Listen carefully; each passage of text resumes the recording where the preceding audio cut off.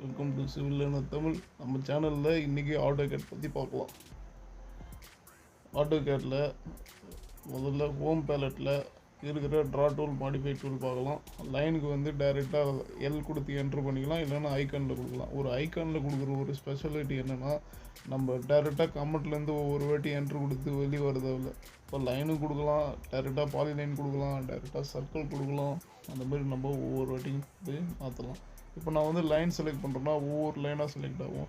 ஆனால் நான் வந்து பாலி லைன் செலக்ட் பண்ணுறேன்னா எல்லாமே ஒரே டைமில் செலக்ட் ஆகும். இதுதான் வந்து பாலி லைனுக்கும் லைனுக்கு இருக்கிற மேஜர் டிஃப்ரெண்ட். லைன்ஸ் வந்து கனெக்டடாகவே இருக்கும் எப்போவுமே. அதே மாதிரி இப்போ வந்து நான் சர்க்கிள் அது போடுறோன்னு வச்சுக்கிங்களேன். இப்போ சர்க்கிள் நான் ட்ரா பண்ணுறேன். எல்லாமே வந்து டேரெக்டாக அந்த ஐக்கான்லேருந்து எடுத்து நம்ம பண்ணும்போது நம்ம எந்த கமெண்ட்ஸுக்கும் வெயிட் பண்ண தேவையில்லை. என்ட்ரு கொடுத்து பண்ணும்போது வெயிட் பண்ண தேவையில்லை. டக்குன்னு ரொம்ப ஃபாஸ்ட்டாக பண்ண முடியும். இப்போ ஹேட்ச்லாம் எடுத்து பண்ணுறேன். அதேமாதிரி அது பேட்டர்ன்லாம் வந்து மேலே இருக்கிற இதுவாகவே சேஞ்ச் பண்ணிக்கலாம். இப்போ நான் வந்து AUTOCAD 2013 ஓல்டு வெர்ஷன் தான் யூஸ் பண்ணுறேன். ஆனால் அதிலே இந்த அளவுக்கு இருக்குது. ஓகேவா? அதேமாதிரி இப்போ வந்து மாடிஃபை டூலில் மூவ் பண்ணி காமிக்கிறேன், காப்பி பண்ணி காமிக்கிறேன். அதில் பேஸ் பாயிண்ட் கிளிக் பண்ணி காப்பி பண்ணுற மெத்தட்லாம் இருக்குது காப்பியில். ஓகேவா? பாருங்கள், நான் காப்பி பண்ணி காமிக்கிறேன். இப்போ இதெல்லாம் நம்ம காப்பி பண்ணது வேணான்னா Ctrl+Z, அவ்வளோதான். அன்டூ பண்ணிவிட்டு போயிட்டே இருக்கலாம். அதுமாதிரி இப்போ ஸ்ட்ரெச் பண்ணி காமிக்கிறேன். ஸ்ட்ரெச்சில் நம்ம ஒரு இது வந்து கிளிக் பண்ணி அப்படி நடத்தினா மூவ் தான் ஆகும். அதனால் என்ன பண்ணோம், ஸ்ட்ரெச்சு கொடுத்துட்டு எந்த எட்ஜு கொடுக்குறோமோ அந்த எட்ஜை கொடுத்துட்டு என்ட்ரு கொடுத்துட்டு அந்த எட்ஜை வச்சுட்டு இந்த மாதிரி பண்ணி பார்த்தோம்னா ஓகே, இப்படி ஸ்ட்ரெச் பண்ண முடியும் அதில். ஓகேவா? டைரெக்டாக 90 டிகிரிக்கு ஸ்ட்ரெச் பண்ணோம்னா ஒரு கரெக்டாக ஸ்ட்ரைட்டாக வரும். இப்போ வந்து ரொட்டேஷன் பண்ணி வரேன். இப்போ நான் வந்து ரொட்டேஷன் வந்து 90 டிகிரி அப்படின்னு போட்டு காமிக்கிறேன். ஓகேவா? இது வந்து ஏற்கனவே இன்க்ளைண்டாக இருக்குது, அதனால் அப்படி இருக்குது 90 டிகிரியில் வச்சோம். ஓகேவா? இப்போ கமெண்ட் லைன் அதில் நம்ம வந்து என்னென்ன ஷார்ட்கட்ஸ் இருக்குது அப்படின்னு சொல்லிடுறேன். இப்போ வந்து லைனுக்கு வந்து எல், ஓகேவா? அதுமாதிரி பாலி லைனுக்கு பிஎல், அதுமாதிரி சர்க்கிளுக்கு சி, அப்புறம் ஆர்க்குக்கு வந்து ஏஆர்சி இல்லை ஆர்க்கு ஏ அந்த மாதிரி கொடுத்துக்கலாம். ஏஏ போட்டால் ஏரியா அந்த மாதிரிலாம் இருக்குது, அது இப்போதைக்கு பார்க்க வேணாம். இப்போ வந்து அதுமாதிரி எலிப்ஸுக்கு இஎல் அந்த மாதிரிலாம் இருக்குது. ஓகேவா? ஹேட்சுக்கு வந்து ஹெச், ரெக்டாங்கிளுக்கு வந்து ஆர்சி, மூக்கு எம்மு, காப்பிக்கு வந்து சிஓ, அதாவது Ctrl+C Ctrl+V. இதெல்லாம் வந்து கிளிப்போர்டில் போய் சேவ் ஆகும் Ctrl+C அதெல்லாம் பண்ணும்போது. ஓகேவா? ஸ்ட்ரெச் இருக்குது, அதுமாதிரி ரொட்டேட் இருக்குது, மிரர் இருக்குது. இப்போ மிரர் பண்ணி காமிக்கிறேன் பாருங்கள். மிரர் பண்ணும்போது என்ன பண்ணணும், ஆப்ஜெக்டை செலக்ட் பண்ணணும், ஒரு மிரர் லைன் ட்ரா பண்ணணும். அதுக்கப்புறம் வந்து ஆப்ஜெக்ட் டெலீட் பண்ணணுமா வேணாமான்னு கேட்கும்போது எஸ் ஆர் நோ கொடுக்கணும். ஓகேவா? இப்போ இதை நான் செலக்ட் பண்ணுறேன். செலக்ட் பண்ணிவிட்டு இப்போ நான் வந்து அரே பண்ணி காமிக்கிறேன். அந்த அரே கமெண்ட் வந்து கொஞ்சம் இன்ட்ரெஸ்டிங்காக இருக்கும். டைரெக்டாக அரேன்னு கொடுத்த உடனே ஐக்கானில் கொடுக்கும்போது அதுவே ஒரு பேலட் மாரி ஓப்பன் ஆகிக்குது. அதில் வந்து நம்ம காலமே நம்மளுக்கு தேவையில்லை. நான் வந்து இப்போ ஸ்ட்ரைட்டாக மட்டும்தான், அதாவது ஒரே ஒரு காலம் இருக்கணும், 3 ரோ இருக்கிற மாதிரி நான் வந்து இப்போ அரே பண்ண போகிறேன். இதுமாரி நம்ம வந்து 100 ரோ இருக்கிற மாதிரி பண்ணலாம், இல்லை வந்து இந்த பக்கமும் சேர்த்து பண்ணலாம். அது வந்து ரெக்டாங்குலர் அரே அப்படி சொல்லலாம். ஓகேவா? இது வந்து ரெக்டாங்குலர் அரே. இப்படி வந்து ஸ்ட்ரைட்டாக பண்ணுறது வந்து ரெக்டாங்குலர் அரே. இதில் வந்து போலார் அரேன்ட்டு இருக்குது. அது எப்படின்னா, இப்போ நான் ஒரே ஒரு சேர் தான் ட்ரா பண்ணுவேன். ஆனால் அதுக்கு சென்டரில் வந்து நான் கொடுத்துட்டு அதை வந்து ரொட்டேஷன் மூலமாக ஒரு டைனிங் டேபிளுக்கு வந்து 12 சேர் போடுற மாதிரி, 8 சேர் போடுற மாதிரி ஆட்டோமேட்டிக்காக அது டிகிரி வந்து கால்குலேட் பண்ணிக்கும். ஓகேவா? இப்போ வந்து 360 டிகிரினா நான் 6 ஐட்டம்ஸ் கொடுத்தோன்னா அது 60 டிகிரிக்கு அதுவே ஆட்டோமேட்டிக்காக பிரிச்சுக்கும். அது பேர் தான் போலார் அரே. இப்போ நான் வந்து போலார் அரே பண்ணி காமிக்கிறேன். இப்போ போலார் அரே டைரெக்டாக கொடுத்தோன்னா அது 6ன்னு அதுவே எடுத்துக்கிட்டு 60 டிகிரிக்கு நான் போட்ட ஆப்ஜெக்ட்ஸ் வந்து அப்படியே ஒரு ரொட்டேஷன் மாதிரி பண்ணிடுச்சு. இதை நம்ம ஏற்றும் போது அது வந்து அதிகப்படியான சர்க்கிள் இருக்கிற மாதிரி தெரியும். பார்க்குறதுக்கு இது நல்லாயிருக்கும் இந்த கமெண்ட். அதுக்கப்புறம் இதில் வந்து பாத் அரேன்னு இருக்குது. இப்போ எப்படி நம்ம வந்து அரே கொடுத்துட்டு அதில் வந்து போலார் அரே கிளிக் பண்ணி ஓகே கொடுக்குறோமோ, அதே மாதிரி தான் பாத் அரேயில் வந்து பிஏ கொடுத்து நம்ம வந்து பாத் அரேக்குள்ளே உள்ளே போகிறோம். அது நம்மளுக்கு தேவையான ஒரு பாத்தை வந்து செலக்ட் பண்ணிக்கிறோம். அதை செலக்ட் பண்ணிவிட்டு இப்போ வந்து உதாரணத்துக்கு ரோடுக்கு ஒரு ஸ்ப்ளைன்லாம் நம்ம போட்டிருக்கோம்னு வச்சுக்கிங்களேன். இந்த ரோடுக்கு வந்து கர்வ் ஸ்டோனுன்ட்டு அந்த சைட்லலாம் கல் மாரி ஒட்டி வச்சுருப்பாங்க. அதுக்கு நம்ம என்ன பண்ணுறோம், ஒரு ரெக்டாங்கிள் வரைஞ்சிக்கிறோம். வரைஞ்சிட்டு அந்த பாத்தில் வச்சுக்கிட்டோம்னு வச்சுக்கிங்களேன். பாத் கிளிக் பண்ணுறோம், ஆப்ஜெக்ட் கிளிக் பண்ணுறோம். அதுக்கப்புறம் வந்து என்ன ஆகும், அந்த பாத்தில் வந்து அது அசைன் ஆகிடும். ஓகேவா? அதுக்கப்புறம் நம்ம நம்பர் ஆஃப் ஐட்டம் அட்ஜஸ்ட் பண்ணுறது மூலமாக கரெக்டாக அது அலைன் ஆகுதா அப்படின்னு வந்து நம்ம பார்க்க முடியும். அதுக்கு பேர் வந்து பாத் அரே அப்படி சொல்லலாம். இது வந்து யூசிஎஸ் ஐகான் XY அதெல்லாம் இருக்குது. அது வந்து யூசிஎஸ் ஐகான். ஓகேவா? இன்னும் நம்ம வந்து அதில் ஸ்கேல் இருக்குது, ஃபில்லட் இருக்குது, ட்ரிம் இருக்குது. இதெல்லாம் வந்து நான் சொல்கிறேன். இப்போ வந்து டைனமிக் இன்புட் அப்படின்னா என்னென்னு பார்க்கலாம். டைனமிக் இன்புட்னா இப்போ பார்த்தீங்கன்னா, இப்போ நான் லைன் வரையும்போது அது என்ன டிகிரியில் இருக்குது, என்ன டிஸ்டன்ஸில் இருக்குது அப்படின்றது வந்து தெரியும். அது வந்து டைனமிக் இன்புட் அப்படி சொல்லலாம். ஓகேவா? அது வந்து F12 அதுக்கு வந்து கமெண்ட். ஓகேவா? அதேமாதிரி Ctrl+9 அழுத்திங்கன்னா கமெண்ட் லைன் வருது பார்த்தீங்களா, அதுக்கான ஒரு ஷார்ட்கட். நான் சொல்கிற எல்லா ஷார்ட்கட்டும் வந்து நோட் பண்ணிக்கோங்க, உங்களுக்கு யூஸ் ஆகும். ஓகேவா? அந்த மாதிரி சீனா சர்க்கிளுக்கு அதெல்லாம் சொல்லியிருப்போன்னு நினைக்கிறேன். மொத்தம் ஏஆர்னா அரே, எஃப்ஐனா ஃபில்டர், டிஆர்னா ட்ரிம்மு, R1 ரொட்டேட்டு, எஸ்சினா ஸ்கேலு. அதுமாதிரி மல்டிபிள் கமெண்ட்ஸ் இருக்குது. ரெக்டாங்கிள் போடுறதுக்கு நிறைய மெத்தட்ஸ் இருக்குது. ஓகேவா? அதை பற்றி நான் சொல்கிறேன். அப்புறம் வந்து இந்த ஃபில்டர் கமெண்ட் அப்படின்னு ஒரு கமெண்ட் இருக்குது. ஃபில்டர் கமெண்ட்னா இப்போ நம்ம மல்டிபிள் ஆப்ஜெக்ட்ஸ் வந்து நம்ம ட்ரா பண்ணுவோம். ரெக்டாங்கிள், சர்க்கிள், பாயிண்ட்ஸு, பிளாக்ஸு, அந்த மாதிரி நிறைய இது சில ட்ரா பண்ணுவோம்.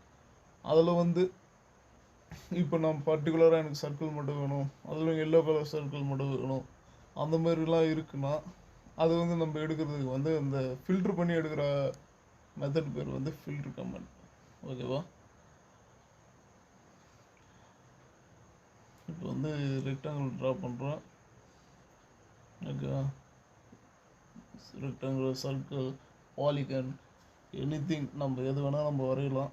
வரைஞ்சிட்டு அதுக்கப்புறம் பண்ணி இந்த ஆப்ஜெக்ட் மட்டும் சரி இப்போதைக்கு சரி. ஓகேவா? சும்மா ஃபில்டர் எப்படி இருக்கும் அப்படின்னு மட்டும் இப்போ காமிச்சிடுறேன். இப்போதைக்கு அந்த டாபிக் நான் இப்போ போக விரும்பலை. ஓகேங்களா? நான் வந்து ஃபில்டர் கமெண்ட் எப்படி இருக்குன்னு மட்டும் காமிக்கிறேன். ஃபில்டர் கமெண்ட் இப்படி FILTER அப்படி போட்டோம்னா ஃபில்டரு. அந்த கமெண்ட்டில் அதில் வந்து நம்ம ஆப்ஜெக்ட் செலக்ட் பண்ணி இந்த ஆப்ஜெக்ட்லாம் எனக்கு ஃபில்டர் ஆகி வரணும், ரெக்டாங்குலர்லாம் ஃபில்டர் ஆகி வரணும்னா ரெக்டாங்குலர்லாம் ஃபில்டர் ஆகி வரும். இப்போதைக்கு நான் போக விரும்பலை. நான் அது ஃபியூச்சர் கிளாஸ் ஸோ வந்து நான் அதை வந்து சொல்கிறேன் உங்களுக்கு. இப்போ ஃபில்லட் அந்த கமெண்டை பற்றி பார்க்கலாம். ஃபில்லட் பற்றி இப்போ பார்க்கலாம். பார்த்தீங்கன்னா ஃபில்லட் வந்து அதாவது நம்மளுக்கு வந்து ரவுண்டட் எட்ஜஸ் வந்து கொடுக்குற ஒரு கமெண்ட் வந்து ஃபில்லட். இப்போ வந்து நான் எட்ஜஸ்லாம் செலக்ட் பண்ணி ஒவ்வொரு எட்ஜாக வந்து நான் வந்து ரவுண்ட் எட்ஜாக மாற்றிட்டுருக்கேன். அதுக்கு ஆப்போசிட் கமெண்ட் வந்து சாம்ஃபர்னு ஒரு கமெண்ட் இருக்குது.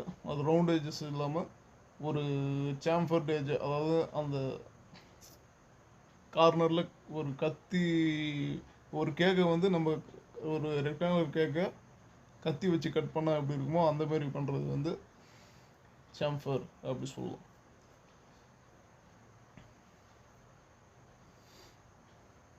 இது வந்து நம்மளுக்கு வந்து அது பெரிய ஆப்ஜெக்ட்ன்றதுனால அந்த ஃபில்லட் வந்து தெரில. இப்போ ரெக்டாங்குலரில் போடும் போது டைரெக்டாக நம்ம வந்து ரெக்டாங்கிள் REC கொடுத்துட்டு அதில் வந்து நம்மளுக்கு வரும் சாம்ஃபரா ஃபில்லட்டா எலிவேஷன் என்ன அந்த மாதிரிலாம் அது கேட்கும்போது நம்ம டைரெக்டாக அதில் வந்து ஃபில்லட்டுன்னு கொடுத்து ஒரு 10 mm அந்த மாதிரி கொடுத்தோம்னா அது 10 mmல அந்த ஃபில்லட்டை போட்டு வச்சிடும். ஆப்ஜெக்ட் சின்னதாக இருக்கும்போது அந்த ஃபில்லட் வந்து பார்க்க பெருசாக தெரியுது. இப்போ வந்து நான் ட்ரிம் கமெண்ட் யூஸ் பண்ணேன். ட்ரிம் கமெண்டில் ட்ரிம் கொடுத்து ஃபென்ஸ் லைன் கொடுத்துட்டு பண்ணோம்னா அந்த ஃபென்ஸ் லைன் வந்து எதுவுமே ஆகாது. ஓகேவா? இப்போ வந்து நான் ஃபென்ஸ் லைன் இல்லாமல் டபுள் என்ட்ரு கொடுத்துருக்கேன் ட்ரிம்முக்கு. அப்படி கொடுத்து பண்ணும்போது நமக்கு வந்து எங்கே வேணால் துண்டு துண்டாக வெட்டிக்கலாம். ஆனால் ஒவ்வொரு ஸ்டெப்பாக பண்ணுற மாதிரி இருக்கும். ஆனால் ஃபென்ஸ் லைன் கொடுத்து பண்ணும்போது ஃபாஸ்ட்டாக ஆகும். இதை வந்து ட்ரிம்முக்கு ஆப்போசிட் கமெண்ட் வந்து எக்ஸ்டெண்டு. அது வந்து ஷிஃப்ட் பிடிச்சி பண்ணாலே ட்ரிம் கமெண்ட்லேயே நம்ம வந்து ஆல்டர்னேட்டாக யூஸ் பண்ணிக்கலாம்.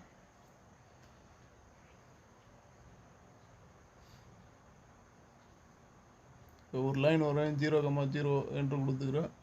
அதில் கொடுத்துட்டு 200 கொடுத்தா அது அந்த இதில் போய் லைன் கோஆர்டினேட்டில் போய் மேட்ச் ஆகிக்கும்.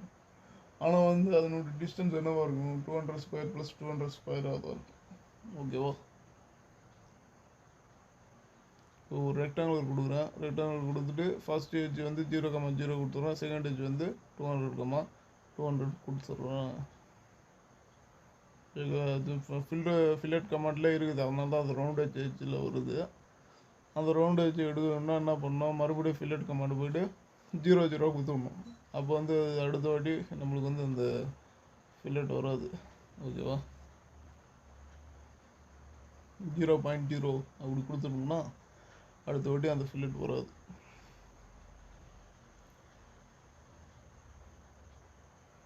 $200,200 ஸ்டார்ட் பண்ணி அங்கே வந்து 400, specify the other corner point அப்படிங்கிறது 400,400 கொடுத்துட்றோம். அங்கேருந்து இவ்வளோ வரணும் அப்படின்ட்டு டைனமிக் யூஸ் இன்புட்டில் ஆனில் இருக்குது. ஓகேவா? இது 200 இருக்குதா? ஓகே, இது வந்து ஸ்டார்டிங் பாயிண்ட் கேட்டுச்சு, அதனால நான் வந்து அந்த பாயிண்ட் கொடுத்தேன். அதர் பாயிண்ட் கேட்கும்போது 400,400 போகணும்னு போட்டேன், அதனால் 400,400 வந்திருக்கு.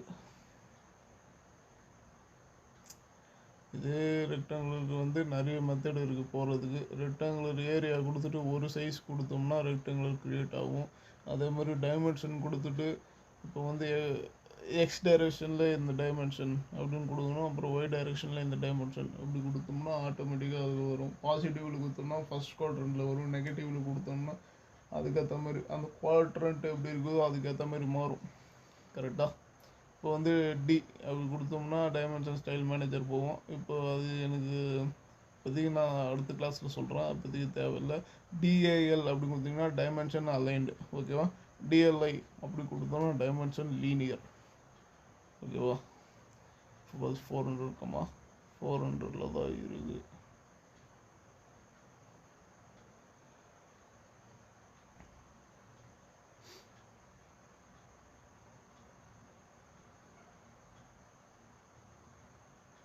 ஸ்டார்டிங் பாயிண்ட் வந்து இந்த மாதிரி கொடுத்துட்றேன். அதுக்கப்புறம் ஷிஃப்ட் ஐட்டம் போட்டதுனால நான் எந்த இடத்துல விட்டனோ அந்த இடத்துலேருந்து ஸ்டார்ட் ஆகிடுச்சு. ஓகேவா? அதனால் ஷிஃப்ட் ஐட்டெலாம் எங்கே போடணும் எங்கே போடக்கூடாது அப்படின்னு பார்த்து கரெக்டாக யூஸ் பண்ணி போடணும். ஓகேங்களா? நம்ம எந்த இடத்த வந்து ஆரிஜினாக செட் பண்ணுறோமோ அதை வந்து சும்மா ஷிஃப்ட் ஐட்டு அப்படின்னு சொல்லிட்டு செட் பண்ணலாம்.